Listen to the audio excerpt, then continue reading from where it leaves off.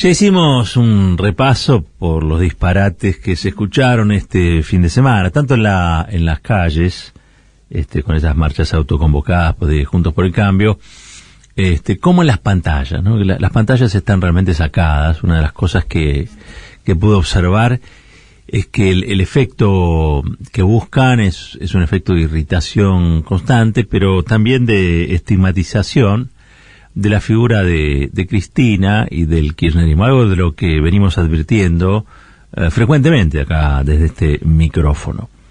Y vamos a seguir haciéndolo.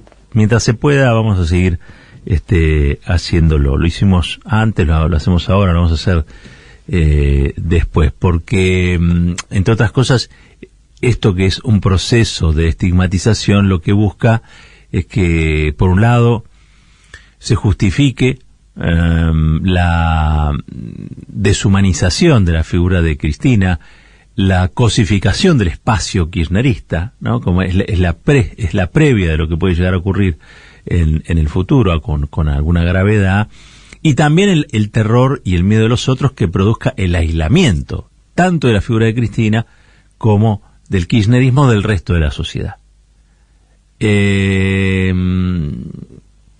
Yo creo que tener coraje no es tener ausencia de miedo, ¿no? Pero sí creo que mínimamente para vivir en democracia todos tenemos que tener un mínimo de coraje cívico. Y que hay que sobreponerse a ese miedo que existe, que es real, de alguna manera. ¿Para qué? Para no dejar pasar estos discursos, porque cuando pasan de los discursos a los hechos se producen crímenes o tragedias. ¿No? Digo, esta idea de la política de suprimir al otro como solución de las cosas, más de una vez me habrán escuchado, es la peor política que ha tenido la derecha en la Argentina. La peor de todas. ¿Sí? En otros países la derecha es fiscalista. En la Argentina es fiscalista, pero también es genocida. Por lo tanto, estas prácticas que estamos viendo no son otras cosas que lo que Daniel Feuerstein describió como prácticas sociales genocidas. Antes del genocidio ocurren un montón de cosas que van preparando el terreno para que eso pase. ¿Sí? Como nosotros tenemos en nuestra historia reciente, podemos decir, la experiencia de un genocidio, es decir, la descarga de la violencia estatal sobre un grupo de personas a las que se la calificaba de tal manera, sobre los que se fue lentamente construyendo un aislamiento y sobre los que se fue construyendo también lentamente en un proceso de estigmatización las condiciones para que ese grupo fuera eliminado y en función de eso llegaran todas las soluciones que prometía la dictadura.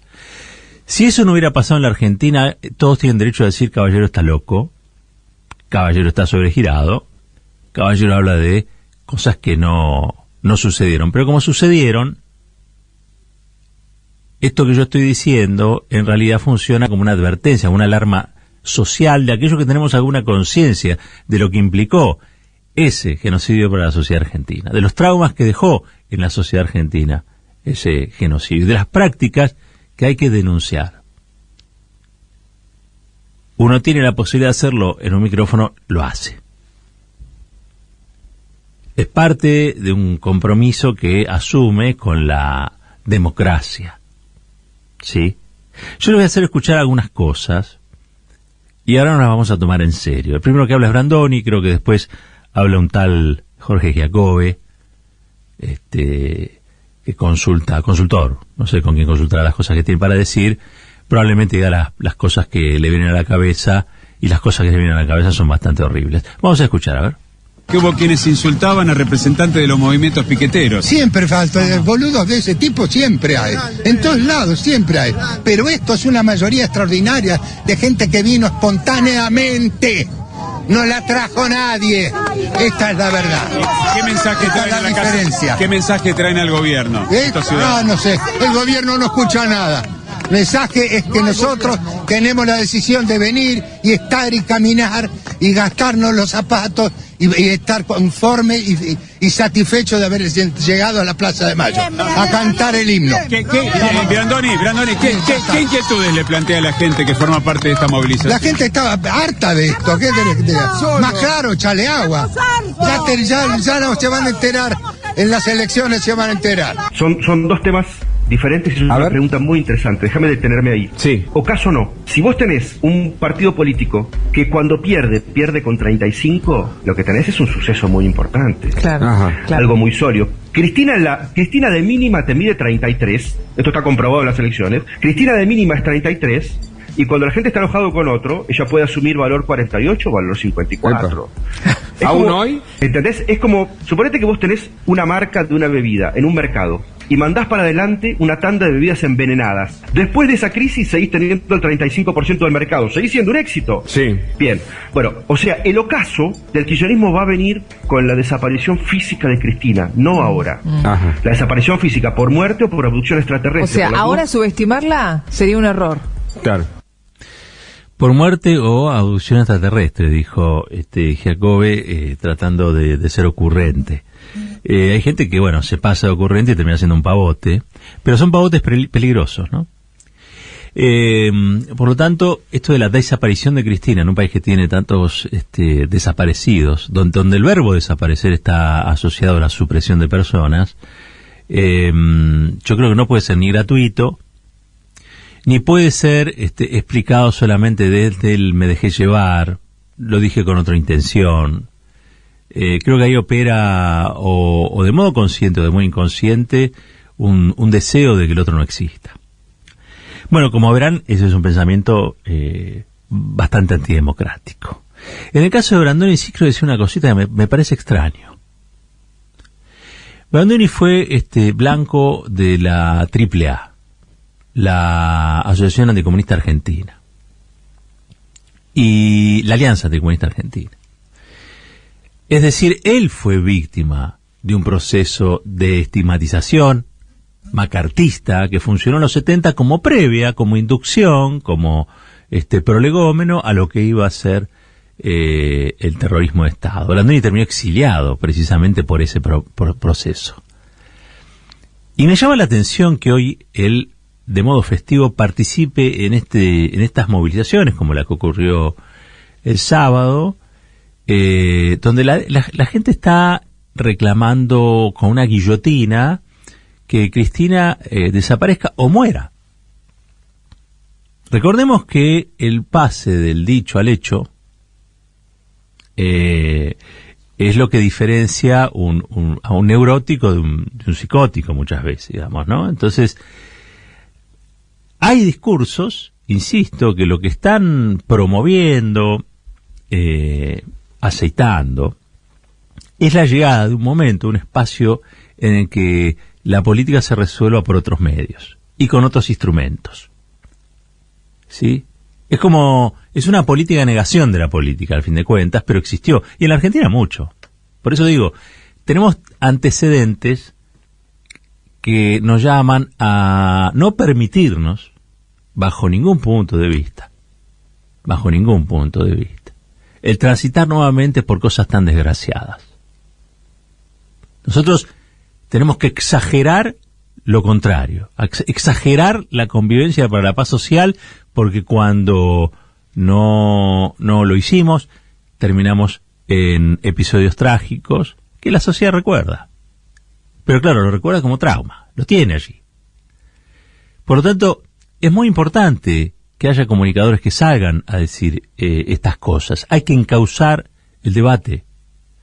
Hay que volver a encauzar el debate político. El Parlamento tiene que funcionar.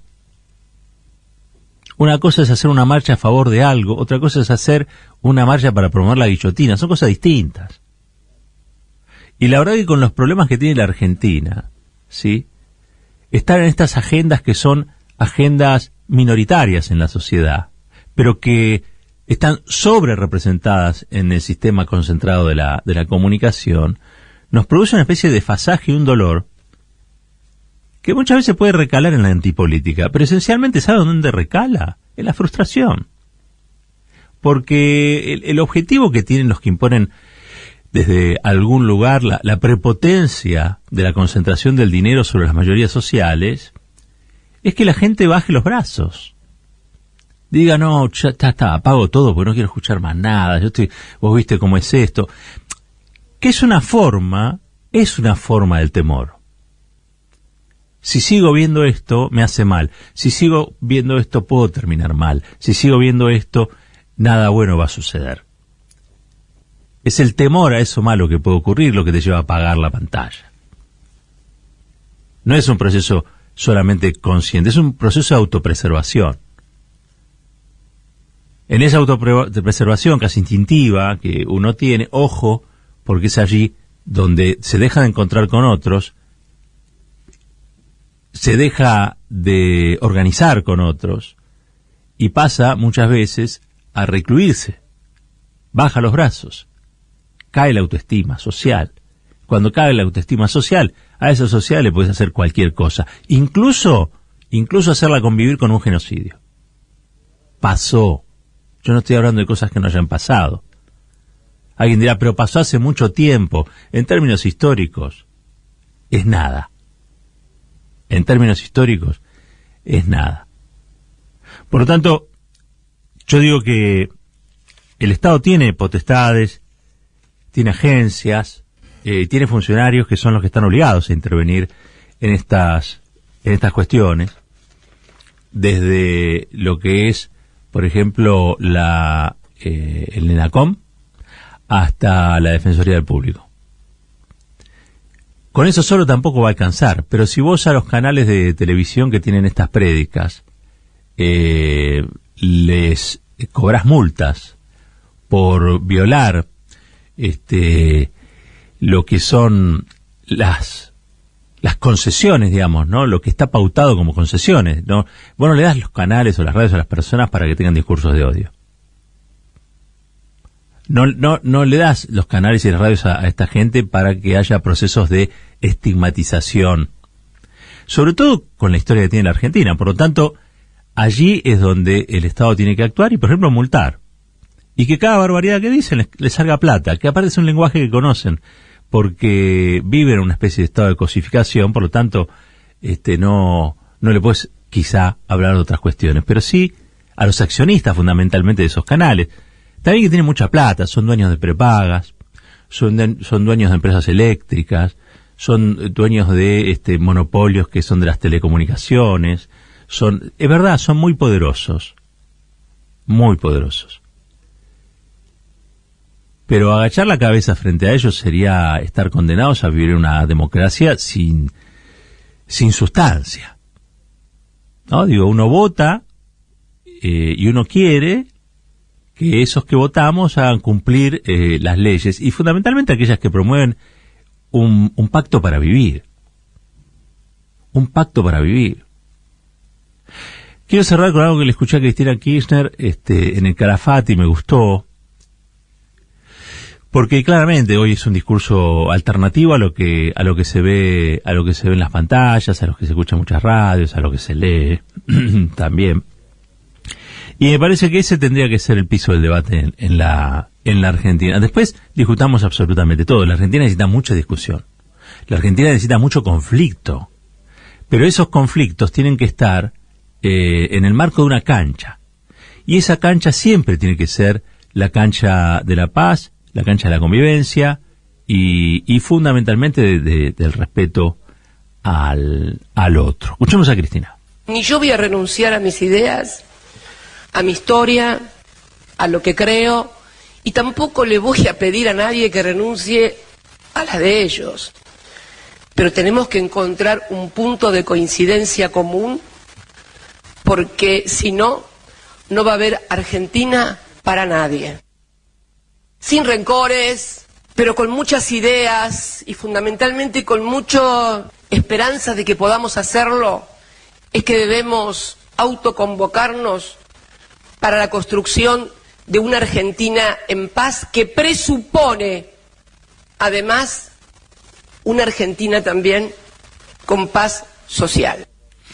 Para terminar, hay algo que creo que todas las personas que se consideren personas de bien, que quieran a su familia, a sus hijos, que pretendan vivir en un país cada vez más normal, tenemos que entender, ¿no? Y es que de nosotros depende que este clima de odio se instale y que sea el único vigente, y también de nosotros depende que eso sea reversible y haya, por otro lado, un clima democrático y de aceptación de la posibilidad de que el otro piense distinto, sin que sobre él recaigan acusaciones de asesinato, mentira, falsedad, o que sea el depositorio de todas las maldades del mundo, ¿no? Como sucede con Cristina, con el kirchnerismo, con el peronismo, con el populismo. Depende incluso de gente que no sea kirchnerista y que no sea populista y que no se inscriba para nada en el linaje nacional y popular. Simplemente depende de gente de bien. Y yo creo que la mayoría somos gente de bien. Estemos alertas, estemos atentos, reclamemos que los debates sean fuertes, robustos, importantes, que los conflictos sean visibles, que las discusiones, pero hagámoslo sin necesidad de matar simbólicamente al otro.